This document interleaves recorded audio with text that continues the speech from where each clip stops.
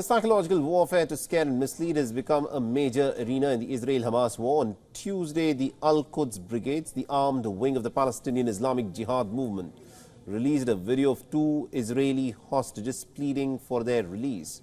The two men have identified themselves as Gadi Moses and Ilan Katzir, and they've called for more efforts on the part of the Israeli government of Netanyahu to reunite them with their families.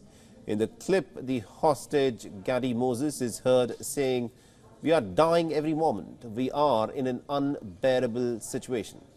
The two men, both of them unshaven, and appear to have lost a fair bit of weight. Moses is said to be a farmer aged 79. He was captured from a kibbutz on the 7th of October when Hamas had carried out its attack in southern Israel.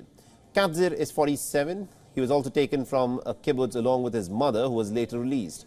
And according to media reports, his father reportedly has been killed. On Monday, Hamas released a short video showing three other Israeli hostages. Tel Aviv has denounced these videos, and it has said that it does not agree with Hamas putting out videos of this nature.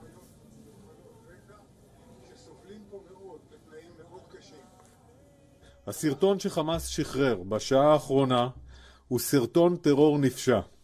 הוא מעיד על האכזריות של חמאס כלפי אזרחים מבוגרים מאוד, חפים מפשע, שזקוקים לטיפול רפואי. העולם חייב לפעול להעברת סיוע רפואי ולוודא את מצבם של החטופים. עלינו מוטלת החובה המוסרית לעשות הכל בכל המאמצים על מנת להשיב את החטופים הביתה. ליבנו עם כל החטופים ומשפחותיהם בכל רגע.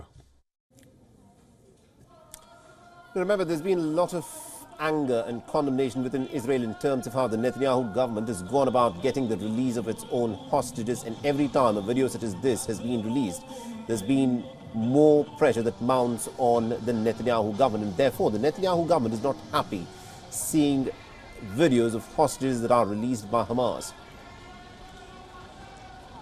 And this, of course, is a part of what is now being dubbed this propaganda warfare. And a lot of questions have been asked within the state of Israel in terms of how it has gone about with its strategy of securing the release of hostages. There are an estimated 140 Israeli hostages who are still in the custody of Hamas. Now remember, this was a video, one of the very first videos of the hostages that were released. And the Netanyahu government was criticized back then as well as to why it had failed in securing the release of its hostages. This was one of the Israeli girls along with her pet dog who was released by Hamas, and the Israeli hostages were found to be in reasonably good physical and mental health.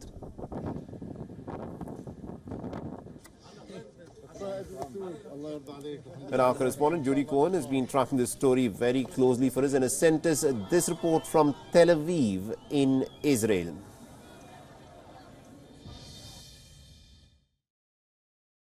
Behind me you can see tents where some relatives of the 129 remaining hostages are camping outside Israel's defense ministry. Their aim is to keep the hostages top of the agenda, and in the latest, Israel's ambassador to the US, Mike Herzog, has said that Israel is willing to pause the fighting for a hostage release deal and that the ball is now in Hamas's court. Meanwhile, the UN security resolution on the war has been delayed yet again as the US is seeking to amend the wording to reportedly call for a suspension of hostilities rather than a ceasefire and to explicitly condemn Hamas. According to a report, the US would like to see the high-intensity fighting end by the start of January, and Israel's Defense Minister Yoav Gallant has said that as the military goals are achieved in each area, Israel would move on to the next phase. However, both Israel and the US are clear that the fighting ultimately, at whatever level, would end with the end of Hamas in Gaza. This is Jodie Cohen for WION World as One. WION is now available in your country. Download the app now and get all the news on the move.